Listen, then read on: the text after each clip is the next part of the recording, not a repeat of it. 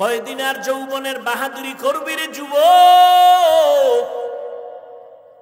গাড়ির নিচে যুবকের লাশ, পানির নিচে যুবকের লাশ, ঘুমের বিছানায় যুবকের লাশ। এমন একটা দিন নাই যুবকের লাশের কোনো খবর নাই। যে ঈদ গেল, ঈদুল ফিতর, কত মানুষ মরে গেল একসাথে, 5 জন 12 জন 20 জন। আর এখন তো তোমার মরণ ফাঁদের আর এক নাম বাইক। ওইটার উপরে বইলে কি পরিমাণ যে আগুন বাড়ে, পুরা পশমের গোড়ার থেকে খালি আগুন। ওটার উপরে বইলি মানে মিটার গরম হয়ে যায়। ওর আস্তে চালাইতে পারে। আর এর মধ্যে থাকে যদি আবার বিপরীত সাইডের মানুষ, তাতে আরো আগুন। কি হায়, তুফান যাইতেছে, তুফান। হায় হায় হায়, আল্লাহ হেদায়েত দান করুন। ওয়ামা খালাকুতুল জিন্না ওয়াল ইনসা ইল্লা লিয়াবুদুন। মা খালাকুতুল জিন্না ওয়াল ইনসি বাখা জুজ ইবাদাত নিস্তে মাকসুদ আজ্জাহা। ইবাদতের জন্য আল্লাহ বানাইছেন। আল্লাহ বলেন তুই আমার গোলামি কর, গোটা দুনিয়া তোর গোলামি করবে। দুনিয়া তোমার গোলাম, তুমি আল্লাহর গোলাম। তুমি টাকার পেছনে দৌড়াও কেন? টাকা তোমারে খুঁজবে, তুমি টাকা খুঁজো কেন? তুমি সম্মানের চেয়ার খুঁজো কেন? সম্মানের চেয়ার তোমারে খুঁজবে, সম্মান তোমারে খুঁজবে রে বাবা। টাকার পেছনে দৌড়াও না, আল্লাহর দেওয়া ইলমের পেছনে দৌড়াও। পয়গম্বরের একজন কলিজার সাহাবী, প্রথম তিনি হলেন নবীজির চাচাতো ভাই, পরে হলেন সাহাবী, পরে হলেন জামাতা। নাম বলতে পারবেননি, নমুনা যা বললাম। কে? হযরত আলী। 7 বছর 10 বছর 9 বছর রসুলের হাতে যাইয়ে এই বয়সে কালেমা পড়ছেন। 7 বছর থেকে 12 বছরের মধ্যে হযরত আলী। মদিনার নবী আলীর গুণগান গায়, কয় আনা দারুল হিকমা ওয়া আলিয়ুন বাবুহা। আমি হলাম ইলম ও হিকমতের ঘর, আর এই ইলমের ঘরের দরওয়াজা আমার হযরতে আলী। হযরত আলী শুকর আদায় করেন। যুবক, ও আল্লাহ, মানুষের সম্মানের চেয়ারে বসতে হলে 2 পুঁজির একটা লাগে। টাকা লাগে না হয় ইলম লাগে, শিক্ষাগত যোগ্যতা লাগে। মানুষ শিক্ষিত মানুষের সম্মান করে টাকা না থাকলেও, আর শিক্ষিত না কিন্তু টাকা আছে সম্মান করে। ও আল্লাহ, তুমি আমাকে টাকা দাও নাই, তুমি ইলমে দ্বীন দান করছো, কোরআন দান করছো, সম্মানের জন্য আমি অনেক খুশি। টাকা পাইয়া তো খুশি না। রাজিনা কিসমাতাল জব্বার ফিনা লানা ইলমুন ওয়ালিল আ'দাই মালু ফাইন্নাল মালা ইয়াফনি আন করিবিন وَإِنَّ الْعِلْمَ بَاقٍ لَا يَزَالُ علم را اعزاز کردن بے حساب خلق را دادن جواب باسوا। হযরত আলী বলেন, আল্লাহ ইলম দিয়েছো আমি খুশি, টাকা পাইয়া খুশি না, ইলম পেয়ে খুশি, কোরআন পেয়ে খুশি। আর আমরা টাকা পাইলে খুশি, ইলম পাইলে খুশি নেই। এই জন্য কেউ ইলমের পিছনে দৌড়ায় না। টাকা কেমনে আইবে? ডাক্তার হইলে টাকা আসবে, ইঞ্জিনিয়ার হইলে টাকা আসবে, ইংলিশে কথা বললে টাকা আসবে, কোরআন পড়লে টাকা নেই, সব ফকির। অথচ করোনার মধ্যে ইঞ্জিনিয়ার ঘুমায়, চাকরি নাই, সব ডাক্তারেরা হাত পাও ভেঙে গেছে, কোনো চাকরি নাই, ব্যবসার ব্যবসা বন্ধ, চাকরিজীবীর চাকরি বন্ধ, ফ্যাক্টরি বন্ধ, গাড়ি বন্ধ, ট্রেন বন্ধ, রাস্তা বন্ধ, দোকান বন্ধ, কিন্তু একটা কোরআনের মাদ্রাসাও বন্ধ হয় নাই। চেয়ারম্যান সাহেব চেয়ারে বইছে কয় বছর, এরপরে পায়া উলিতে খাইয়া ফেলায়, শেষ, এটার পাওয়ার নাই। আর একজন কোরআনওয়ালা চেয়ারে বসছি, এই চেয়ারের কোনো মেয়াদ নাই। আছে? এই চেয়ারের মেয়াদ আছে? বড় হুজুর এই চেয়ারে বইলে কোন এমপি বইব এই চেয়ারে? আর খবরদার খবরদার, হুজুরের চেয়ারে পাওয়া যাবে। এবার বুঝেন, একটা হলো মাওলার সিলেকশন আর একটা হলো বান্দার ইলেকশন। বান্দার ইলেকশন, মাওলার সিলেকশনের সম্মান। হযরত আলী বলেন, আমি টাকা পাইয়া খুশি না, আমি কোরআনের ইলম পেয়ে খুশি। কারণ টাকায়ও সম্মান পাওয়া যায়, মেয়াদ নাই। ভয় কখন যদি ফুলের মালা দিয়ে আবার জুতার মালাও দিতে পারে। কিন্তু কোরআনের ইলমের সম্মান এত বেশি, টাকাওয়ালার টাকা আজ আছে কাল থাকবে না, ইলমওয়ালার ইলম সিনায় ডুববে আর বিদায় হবে না। টাকাওয়ালা গরিব হয়ে গেছে, নাই কি? কোটি টাকার মালিক দেখো, অভাব হয় না দূর, গরিব ঘুমায় আরাম করে মনটা বাহাদুর। ফেরাউনের লাশটা দেখো মিশর জাদু ঘরে, খায় না মাটি পোকা মাছিক সবাই ঘৃণা করে। ঠিক নেই? ফেরাউনের চেহারা কিন্তু অনেক সুন্দর ছিল, দাড়ি ছিল এত বড় বড়। হুজুর, টাকার অভাব নাই, ক্ষমতার অভাব নাই, এরপরও কেউ ফেরাউনের নাম শুনলে দোয়া করে কি? পৃথিবীতে আমগো মুসলমান বাদ দেন, কোন বেঈমানের ঘরে কোন সন্তান আছে ফেরাউন?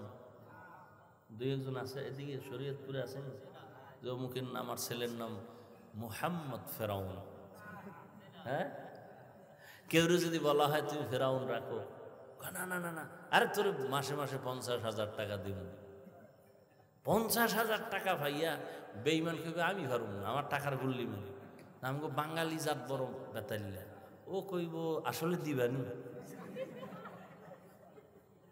কহা স্টাম্প কর দিমু, কথা হলে নাম রাইখে দিলাম, পরে তওবা করে নিব। সারা দুনিয়াতে কারো ফেরাউন নামে একটা সন্তান নাই, নমরুদ নামে সন্তান নাই। কারণ অভিশপ্ত মানুষগুলোর জন্য কেউ মন কাঁদে না, কেউ তাদের পছন্দ করে না। কোরআনে যদিও তাদের নাম আছে। ও আল্লাহর বান্দারা, হযরত আলী বলেন, টাকাওয়ালার টাকা আজ আছে কাল থাকবে না, ইলমওয়ালার ইলম সিনায় ডুববে, কখনো বিদায় হবে না।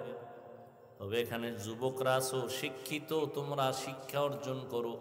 তোমাদেরকে একটু পয়েন্টটা বলেই দেই, শিক্ষাগত জ্ঞান সিনায় ঢুকলে এটা যায় না, যায় না, যায় না, 1000 কোটি বার সত্য কথা যায় না। তবে এই জ্ঞানটাও সিনার থেকে চলে যাবে যদি এই ইলমের সাথে, জ্ঞানের সাথে, বা জ্ঞান শিক্ষা যিনি দিছেন তার সাথে বেয়াদবি করো, তো জ্ঞান থাকবে না। শিক্ষকের সাথে মাস্তানি না, তোমার বাবার টাকা আছে, সেই টাকার বাহাদুরি দেখাও, শিক্ষকের সাথে বেয়াদব কোথাকার। লিখে রাখ, মরার আগে বিছানায় পঙ্গু হয়ে যাবে, লিখে রাখ। হযরত আলী বলেন, মান আল্লামানি হরফান ইনশাআ বাআ ওয়া ইনশাআ আতাকা। আমাকে একটা অক্ষর যে শিক্ষা দিলেন, তিনি আমার মাথার মুকুট, চাইলে তিনি আমারে গোলাম বানাইয়াও রাখতে পারেন, বিক্রিও করতে পারেন। তিনি আমার এত দামি ব্যক্তি। মা বাবায় তোমার এত শিক্ষিত মানুষ, তারপরও সন্তানের এই লেখাপড়া করাইয়া নিজে মানুষ বানাইতে পারে না, আরেকজনের কাছে দেয়। ওই শিক্ষক তোমারে ধৈর্য ধৈর্য হাতে কলমে দস্তখত শিখায়, ইংলিশে কথা বলা শিখায়, তার সাথে বেয়াদবি করবা, কপাল পুড়ে যাবে। আর আল্লাহর কাছে মাফ চাইলেও ক্ষমা নাই, কারণ এটা বান্দার হক। বান্দার হক বান্দায় আগে মাপ দিতে হবে, তারপরে আল্লাহ দিবেন। শিক্ষকের সাথে বেয়াদবি করেছো, শিক্ষক ক্ষমা না দেওয়া পর্যন্ত আল্লাহ দিবেন না, আল্লাহর ওয়াদা। বান্দার হক। হযরত আলী বলেন, আমি ইলম পেয়ে খুশি, টাকা পাইয়া খুশি না, মাল পেয়ে খুশি না, মাল পেয়ে খুশি আবু জাহাল, আবু লাহাব। আমরা ইলম পেয়ে খুশি, কারণ ইলম বিদায় হবে না। দ্বিতীয় ব্যবধান হলো, টাকাওয়ালার টাকা যত বাড়ে তত দুশ্মন বাড়ে, আর জ্ঞানীদের জ্ঞান আর ইলম যত বাড়ে তত বন্ধু বাড়ে। টাকাওয়ালার টাকা বাড়লে বন্ধু বাড়ে, সব দুশ্মন, চারিদিকে সব দুশ্মন। বডিগার্ড বডির উপরে ছুরি মারে। হযরত আলী বলেন, 3 নাম্বার ব্যবধান, টাকাওয়ালার যত বয়স বাড়ে তত সবার ঘৃণা বাড়ে, আর ইলমওয়ালার যত বয়স বাড়ে সবার মোহাব্বত বাড়ে। টাকাওয়ালা যত বুড়া হয়, বউও কয় মরে না কেন, ছেলেরাও কয় ইমাম সাহেব একটা জালালি খতম দেন তো, তাড়াতাড়ি বাবায় মরে যাক, তাহলে বাবার টাকা পয়সা দিয়ে একটু আড্ডা দিব, যেখানে সেখানে ঘুরতে পারবো, কিন্তু এই বাবার কারণে পারি না। দেখেন না বৃদ্ধাশ্রমে কি কান্নাকাটির হিরিক পড়ে গেছে সন্তানরা মা বাবার। কয়েকদিন আগে একজন আমার শুনাইছে, আমি দেখি নাই, ফেসবুক চালাই না, আল্লাহ শুকর, আল্লাহ এই গজব থেকে আমার হেফাজত করো। তোমাকে দোয়া তোমরা কইরে নাও, কারণ এই দোয়া কবুল হইতো না, বেতাল্য অবস্থা যে আকাম চলতেছে। সেদিন একজনে কইছে, আমি দেখি নাই ফেসবুকে, যে সন্তান বাবারে নাকি ইচ্ছারম পিডাইছে। এইটা আবার ভাইরাল হয়েছে বলে, তোমরা দেখছো কিনা জানি না, বাবারে পিডাইতেছে সন্তান।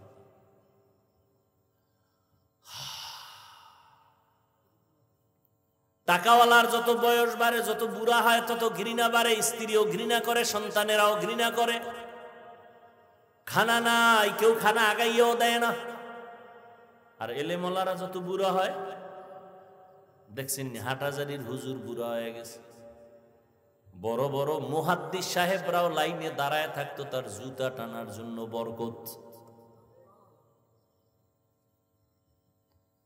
আল্লাহ কি সম্মান, এটা টাকা দিয়ে পাওয়া যায়। ইলমেরা ইজাজ করদান বেহিসাব, খলকেরা দাদান জবাবে বাসওয়াব। আমি এতটুকু বলি না যে তুমি কোরআন পড়লেই আলেম হইতে হবে, না। তুমি জেনারেল লাইনে পড়ো, কোরআন শরীফটা ফাঁকে ফাঁকে পড়ে নাও, 5 ওয়াক্ত নামাজ পড়ো, দেখবা সম্মান কাকে বলে। টাকা লাগবে না। তুমি বলো হুজুর আমার ঘুষ না দিলে চাকরি হয় না, বেটা ধৈর্য ধারণ কর, নামাজ পড়, মা বাবার দোয়া নিয়ে চল। কিসের ঘুষের টাকা দিবি? আল্লাহ এমন জায়গায় নিয়ে যাবে, ও ঘুষ দিয়া যা পাবে তুই ঘুষ ছাড়া তার 100 গুণ বেশি টাকা মাসে কামাই করবি, আল্লাহ দিবে। তোর সমস্যাটা কি? আমাকে যে চাকরি নেই, সার্টিফিকেট নেই, আমরা কি না খায় মরছি? কেউ কোন হুজুর মরছে না খায়? তো তোর সার্টিফিকেটের জন্য বাপেও পাগল, মায়েও পাগল, তুইও পাগল। চাকরি না করলে খাইবে কি? তা আমরা হুজুরেরা কি খাই? তোমরা ভাত খাও, আমরা গমের ওই ধানের চিটা খাই। আমগো তো ভালো খায় কোন চোরারা এই দুনিয়া।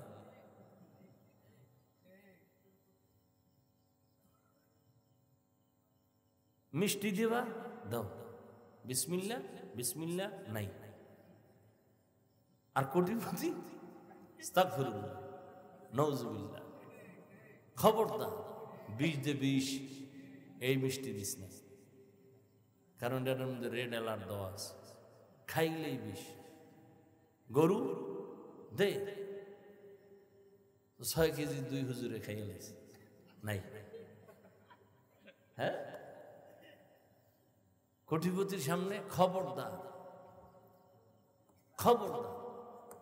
একটা পেঁয়াজ কেটে দে, পেঁয়াজ একটু নুন দাও, আর 1 চামচ একটু ডাইল, সারা ভাত। খবরদার, ওই জগতে যাওয়া নিষেধ। কি রুটি? কি রুটি? দামি রুটি না, কোনো দামি রুটি না, একেবারে যেটা সবাই সচরাচর খাইতেও পারে না, এইরকম লাল আটা খুঁজে আনো, মজা নাই। এরপর শান্তি আছে? শান্তিকে দেন। দেখছেন নি, মনে যখন চাইছিল এই খাবো সেই খাবো, তখন টাকা ছিল না। আর এখন টাকার অভাব নাই, ডাইনিং টেবিলে 13 রকমের ভর্তা, 14 রকমের সবজি, 15 রকম গোশত, 17 রকমের মাছ। খালি দেখা ডাক্তার কাছে জিব্বায় বাড়িয়ে দিবি, কিন্তু ভিতরে ঢুকাবি না। খবরদার, ঢুকাইলেই দেখবি রাতের ঘুম হারাম। খবরদার,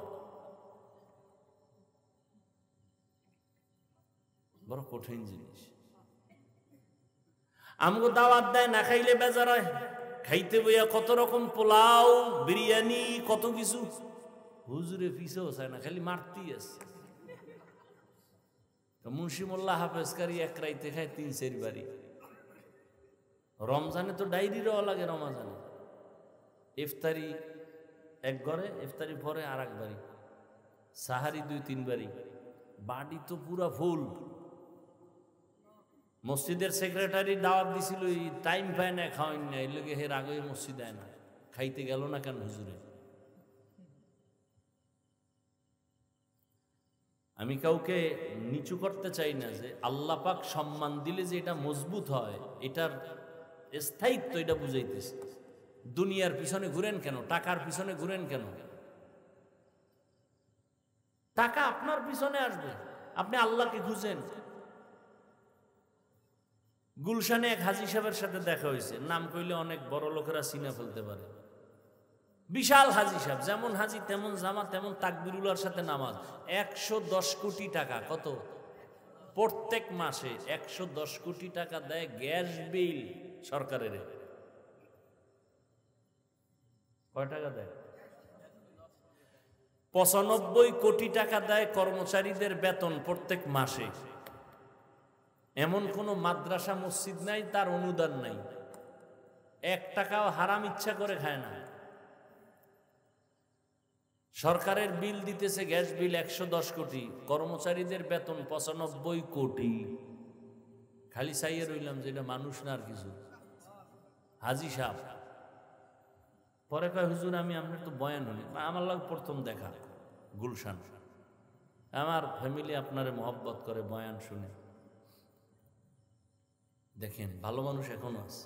এই RAB, army, police, BDR, OC, DC, SP, এদের মধ্যে এমন কোন লোক নাই যে জীবনে মইরা গেল 1 টাকা হারাম খায় না?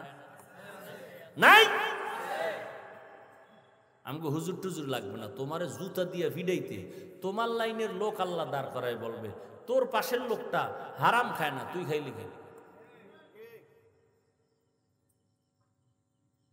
একটু অন্তরটা বুঝাও না বাবা। আমরা টুপি পরছি, দাড়ি রাখছি, নামাজ পড়ি, মাথায় টুপি দিলে গরম হয় কি আমরা বুঝি না? দাড়ি রাখলে যৌবনের ভাব চলে যায়, তোমার থেকে তো কম বুঝি না। লম্বা জামা পরলে শরীর গরম লাগে, সব বুঝি। মানুষ আমাকে গালি দেয় ইচ্ছা রকম, আর আমারে যে কি পরিমাণ দেয় এটা তো তোমরা জানো। ফেসবুকের যারা গোলামি করো তোমরা সবাই জানো কি পরিমাণ আমারে মানুষ দোয়া দিতেছে ফেসবুকে, ইচ্ছা রকম। কই আল্লাহর শুকর, সম্মান তো কমে নাই, মইরা তো যাই নাই। তুমি কেন দিনের পথে চলবা না? তোমাকে তো বলি না কওমি মাদ্রাসায় আসো, তাবলিগে আসো, চরমনায় যাও, একবার তো বলি না। তুমি স্কুলে পড়ো, কলেজে পড়ো, চাকরি করো, ব্যবসা করো, রসুলের তরিকায় চলো, মা বাবার দোয়া নাও, ওলামাদের পরামর্শ নিয়ে 5 ওয়াক্ত নামাজ পড়ো, বাস। দেখো তোমার সম্মান, শিক্ষকেরা দোয়া করবে, মা বাবা দোয়া করবে, মুরব্বীরা দোয়া করবে। কি এরকম যুবক ছেলে নাই? স্কুলে পড়ে 5 ওয়াক্ত নামাজ পড়ে নাই, কলেজে পড়ে 5 ওয়াক্ত নামাজ পড়ে নাই, বাস। আর আমাদের দিকে তাকানোর দরকার নাই, তুমি তোমার লাইনের ছেলেটার দিকে তাকাও, মনেরে বুঝাও যে আমার মতো ছেলে যদি স্কুলে পড়ে নামাজ পড়ে আমি কেন পারি না? আমার মতো যুবক যদি রাস্তায় গাড়ি চালায় নামাজ পড়ে আমি কেন পারি না? আমার মতো যুবক যদি কৃষিকাজ করে নামাজ পড়ে আমি কেন পারি না? আমার মতো যুবক যদি শ্রমিকের কাজ করে, নদীতে মাছ ধরে নামাজ পড়ে আমি কেন পারি না? তাহলে আমার উপরে আল্লাহ বেজার। তওবা করে নেই, আর নামাজ ছাড়বো না, মা বাবাকে কষ্ট দিব না, ওলামায়ে কেরামের পরামর্শ নিয়ে নবীর তরিকায় চলবো। কি নিয়ত করা যায় না? আল্লাহ হেদায়েতের মালিক। তুমি আজকে এখানে আছো সুস্থ, কালকে তো এমনও ঘোষণা হতে পারে নাই, তুমি কি হতে পারে না? পারে। তোমার শরীরে কোনো রোগ নাই, তুমি মনে করতেছো আমি আরো 100 বছর বাঁচবো, আমার কোনো রোগই নাই। হঠাৎ করে বুকে ব্যথা উঠছে, মাকে বললাম মা আমার ব্যথা করে বুকে, ধরো। 5 মিনিটে দেখে প্রাণ পাখি চলে গেছে। ডাক্তার সবাই বলে এটা আমার ছেলের কোনো রোগ নাই, মরলো কেন? কারণ নতুন করে একটা রোগের জন্ম হয়েছে, হঠাৎ রোগ। নাম কি? নাম কি? স্ট্রোক। শেষ জায়গায় শেষ। ব্রেন স্ট্রোক, হার্ট স্ট্রোক, শেষ। বিছানায় যখন ঘুমাও, বাতি নিভাই দিছো, কেউ নাই রুমে, দরজাও বন্ধ, জানালাও বন্ধ, কানের ভিতরে গানের তার লাগানো। 1 মিনিট চিন্তা করো, যদি ঘুমের ভিতরে আজরাইল আইসা পড়ে। কে এই যুবকেরা, ঘুমের মধ্যে মরে না মানুষ? তো তোমার ঘরে আজরাইল আইতে পারে, চিনে না? তো তোমার রুমে যদি ঢুকে দেখে তোমার গানের তার লাগানো কানে, বেঈমানেরে বুঝাইলেও বুঝে ফেলতো, তওবা করতো, তুমি বুঝো না কেন? তুমি তো আল্লাহ মানো, নবী মানো, কোরআন মানো, হাদিস মানো, তোমাকে বুঝাইতে তো কষ্ট হয় কেন আমাদের? তুমি মানো না কেন? তোমার মতো বহু যুবক আছে, চরিত্র ভালো, একটা নেশা পান করে না, কোনো নেশায় নাই, কোনো আড্ডায় নাই, এরকম ভালো যুবক নাই? তা তুমি তার মতো হতে পারো না? তুমি কাজী নজরুল হতে পারো না? কবি নজরুল হতে পারো না? তুমি মরে গেলে ইতিহাসের বই আকারে ছাপানো হবে, এডিশন তৈরি হবে। তুমি নিজেকে নিয়ে ভাবো না কেন? তুমি ভালো একজন ডাক্তার হও, বাংলাদেশ কেন তোমাকে বিদেশে হায়ার করে নিয়ে যাবে, তোমার সুনাম, তোমার আদর্শে, তোমার চরিত্রের কারণে। তোমার মোবাইল চালানো ছাড়া আর কোনো কাম নাই? আল্লাহ সব ভাইকে হেদায়েত দান করুন। আলহামদুলিল্লাহি রাব্বিল আলামিন, والصلاة والسلام على سيد الأنبياء والمرسلين وعلى آله وأصحابه أجمعين يا أرحم الراحمين يا أرحم الراحمين يا أرحم الراحمين رب ارحمهما كما ربياني صغيرا اللهم إنك عفو كريم تحب العفو فاعف عنا يا الله কোরআন সুন্নাহর আলোকে কিছু অল্প খোলামেলা কথা বলছি আপনার বান্দাদের সামনে। আয় আল্লাহ, আমাদের আপনি কবুল করে নেন, কথাগুলোর ভুল ত্রুটি ক্ষমা করে দেন, আমলের জন্য আমাদের সবাইকে তৌফিক দান করেন, এলাকায় শান্তি দান করেন, ঘরে ঘরে সুন্নতের বাতি জ্বালায় দেন, মা বোনদের আবেদা বানায় দেন, সন্তানগুলো নেককার বানায় দেন।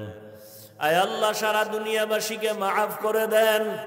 আয় আল্লাহ, ফিলিস্তিনের মুসলমানদের উপর রহম করেন, ইসরায়েলের জালেমদের জুলুম থেকে হেফাজত করেন, বিদেশের ঘরে যারা চাকরি করে, ব্যবসা করে, হেফাজত করেন। আল্লাহ, বাংলাদেশ শান্তির দেশ বানায় দেন, মা বোনদের আবেদা বানায় দেন, সন্তানগুলো নেককার বানায় দেন।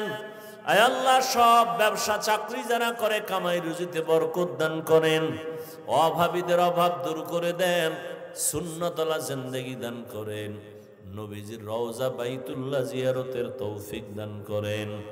আয় আল্লাহ, ইলম ও হিকমত আমলে বরকত বাড়ায় দেন, রিয়া